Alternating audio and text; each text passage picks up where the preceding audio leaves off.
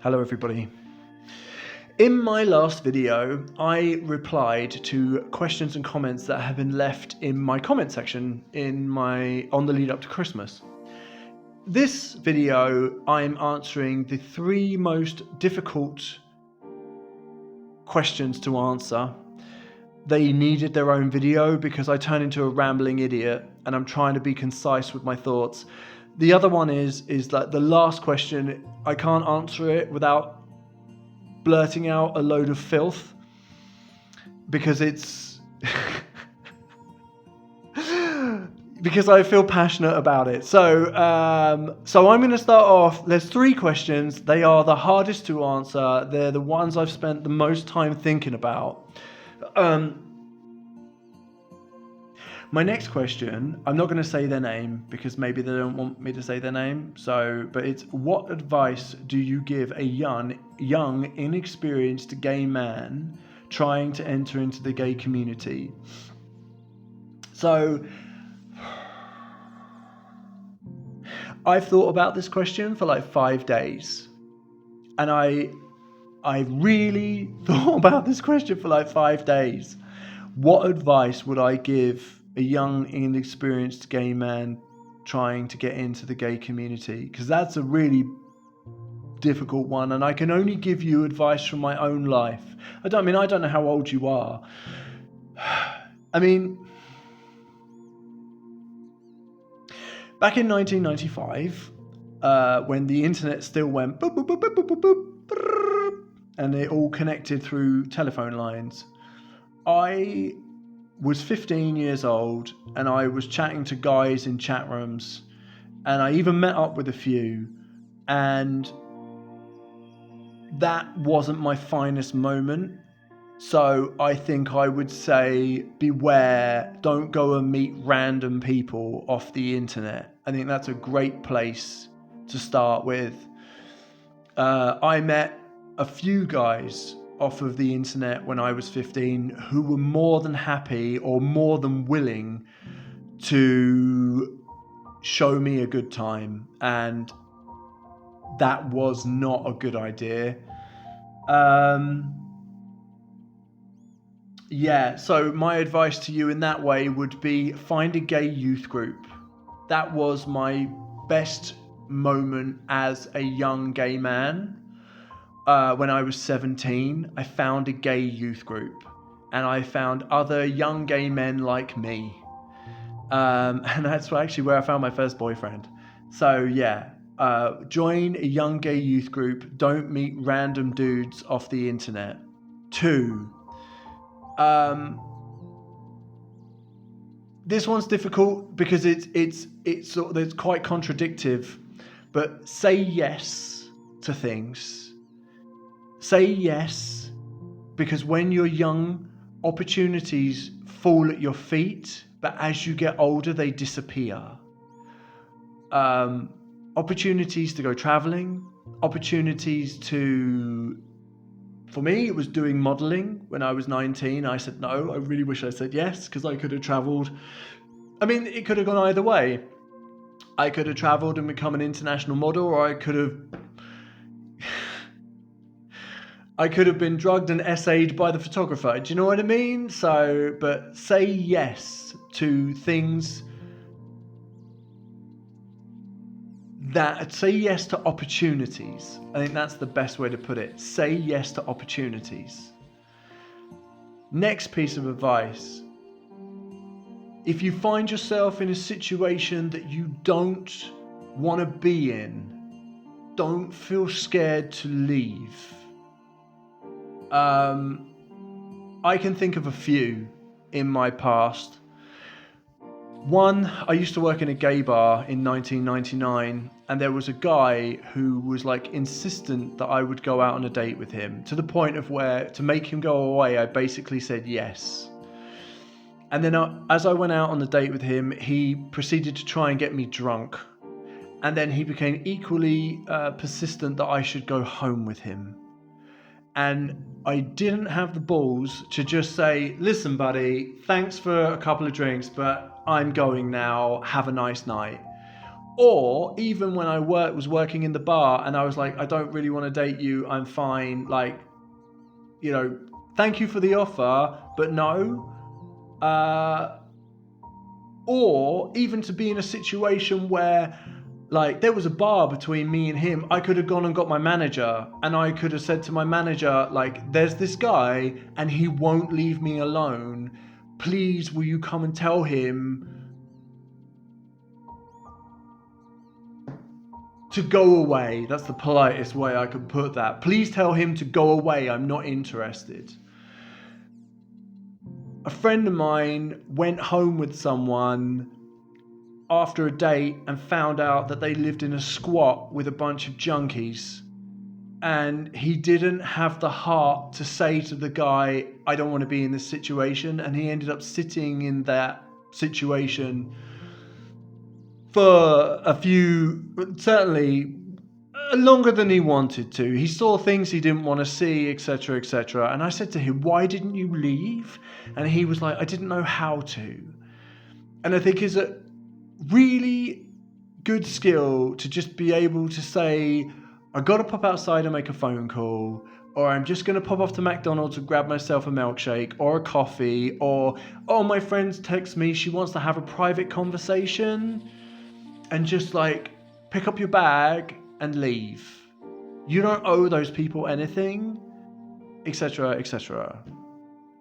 My next bit of advice would be for a young man trying to get into the gay community is go to the gym.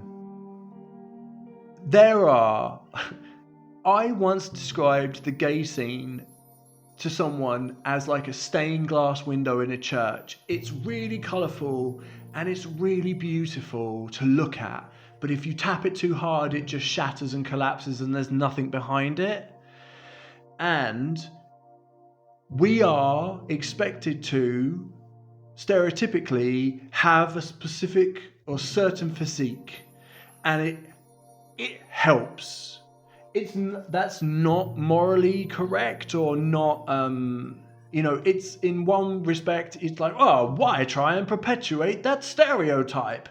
I agree and I understand, but I can tell you a six pack and some abs and some banging arms will open doors for you as a younger gay man. And those might not necessarily be great doors to open. It'll open a lot more than doors for you, I'm sure. But they may not necessarily be great opportunities, but people react better to someone who's buff. Look at Luigi Mangione, the guy who recently, allegedly, assassinated the head of that health insurance company. Like, people love him because he's beautiful.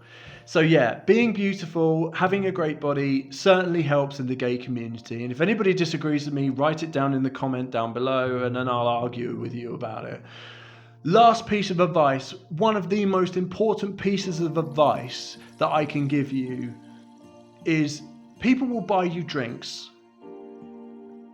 If somebody is insistent that you drink the drink they bought you, or if they're watching you drink that drink like intensely, or if they're like, hey, come on man, just have one drink with us, just one drink, well, you're boring because you won't have one drink with us, walk away. Because that one drink, you may have that one drink and it may have something in it that means that you're going to wake up the next day face down on someone's bed and not know how you got there. And it happens. It happens a lot. So they're my 4 pieces of advice to a young gay man coming out in the gay community. 1, don't meet up with random dudes offline. Go to a gay youth group. 2, say yes to opportunities, because when you're young, opportunities fall at your feet and you should say yes to them, but only if they're like good opportunities. 2, if you find yourself in a situation that you don't want to be in, don't feel bad about just making an excuse, picking your bag up and never going back again.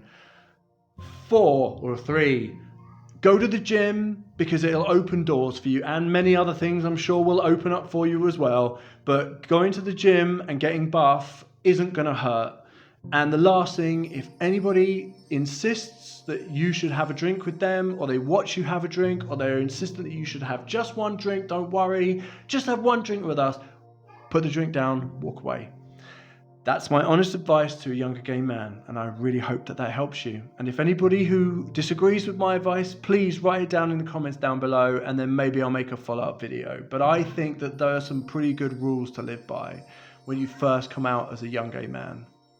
So S-Docking 7821 asked me, what would you tell your younger self?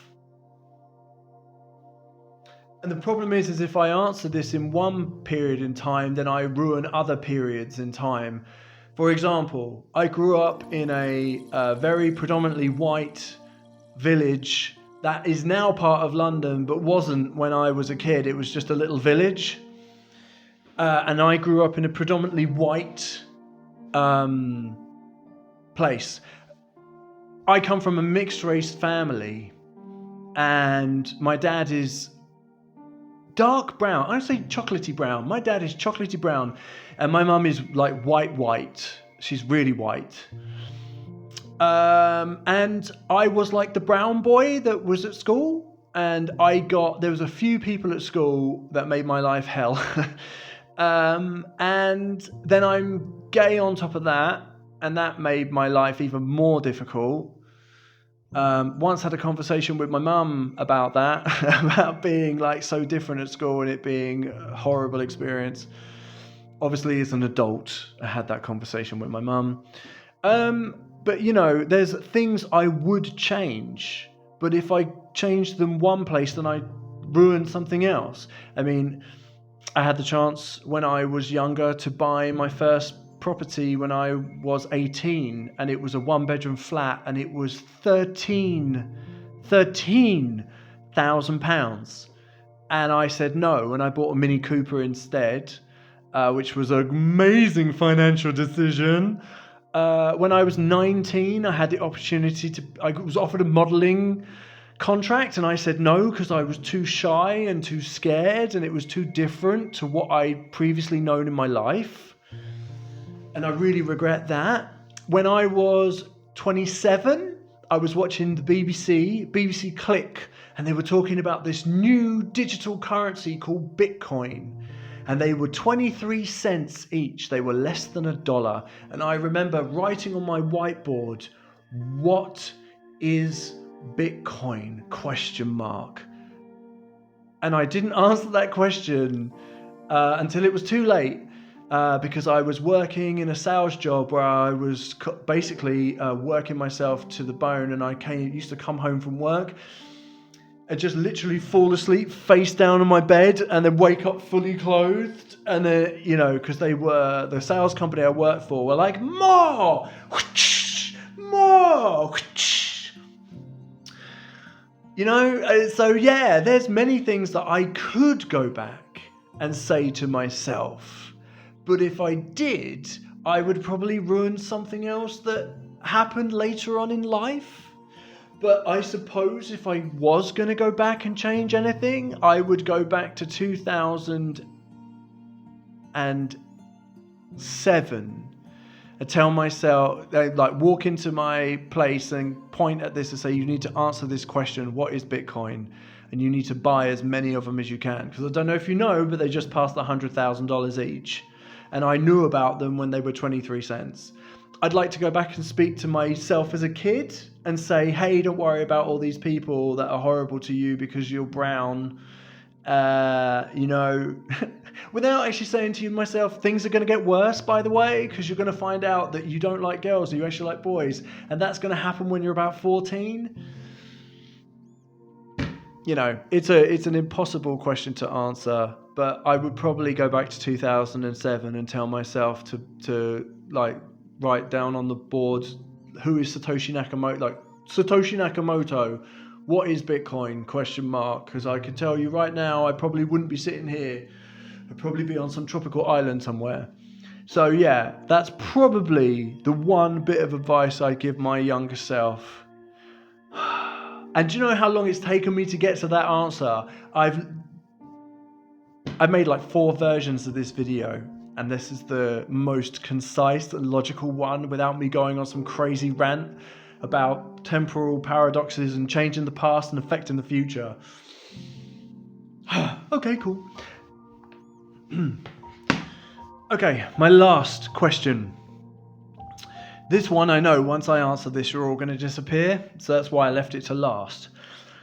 DMorpheus2308 asks me, who are your favourite gay porn stars? Who would you have a scene with? For what main studio would you like to work? Have you got any propositions yet? So, no, I've had no propositions yet. Which main studio would I like to work with? Probably Treasure Island, but I also think that Treasure Island is far too filthy for me because I don't think I'm up to it. Treasure Island's very sort of hardcore, everybody's in a group.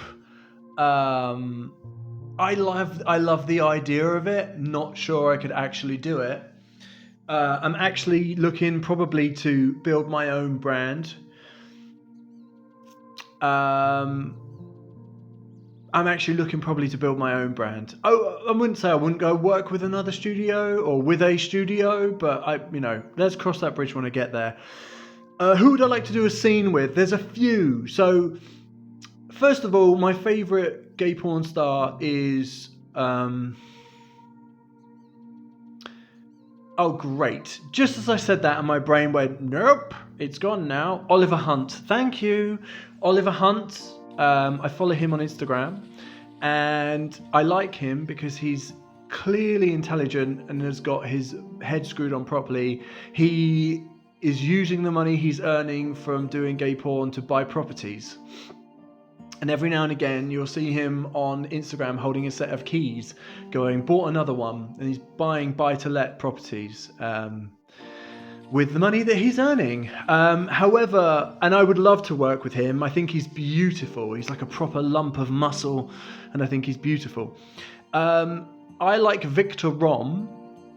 I have like two different sides of the spectrum. Like Victor Rom is like tall, dark, manly. But I also like Randy Jr., who's short, cute, and Latin. I used to like Armin Rizzo, but then I heard him speak, and I can't stand his accent, but his voice. Yeah, I can't stand his accent. Sorry if you ever watch this, which I don't think you ever will, but if you do, I'm sorry, but I can't stand your accent.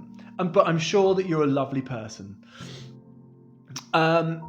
Victor Rom was like my fantasy in my 30s, and this is the point where you all go off and Google something. He was in a video that was like my fantasy in my 30s. It was Victor Rom and Eric, and Victor Rom sat on a bench in the street, and this guy like wolf whistles to him from like a hotel room, and then like beckons him to come up. And I was like, that's shot in Barcelona. That's actually recorded in Barcelona. I actually lived in Barcelona for a while, and yeah, it was like my fantasy. So yeah, and now you've all gone, and no one's watching this video anymore because everybody's gone to Google Victor Rom space Eric, and now I'm just here alone. So I'm working on the theory now that everybody's now Googling that, and I'm now sat here alone talking to myself. So on that last moment, thank you for possibly, but probably not watching my video all the way to the end. I hope you enjoy the video that you find from your Google search. And yeah, I'm not sure in that video if I wanted to be Victor Rom or the other person, if I wanted to be Victor Rom or Eric. I never quite got that confusion out of my brain, but I'll see you in my next video, I'm sure. So enjoy the rest of your Christmas, have a fantastic one, and I will speak to you all soon. Mwah!